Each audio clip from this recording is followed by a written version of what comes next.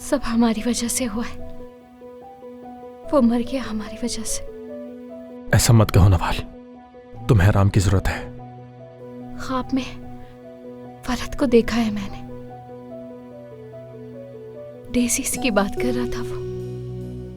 उसने मुझे good bye कहा, लेकिन मैं उसे गुड बाय नहीं कह पाई। उसे अलविदा नहीं कहा मैंने। अपने साथ ऐसा मत करो। देखो, इस सबसे कोई फायदा नहीं होगा। तुम्हारी उसके साथ बहुत अच्छी यादें हैं, तुम्हें उन्हें संभालना होगा। तुम्हें उन यादों में फरहत को रखना है। ठीक है?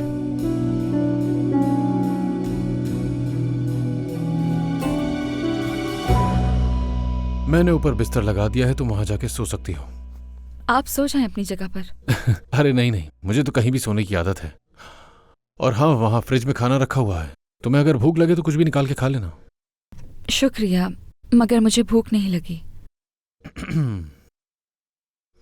क्या तुम मुझे बताओगी नहीं कि मेरी अम्मी ने तुम्हें आखिर घर से क्यों निकाला?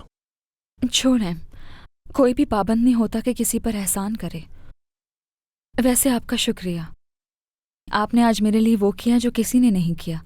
वाकई आपने बड़े भाई की तरह साथ दिया। नहीं, मैंने तो कुछ भी खास नहीं किया।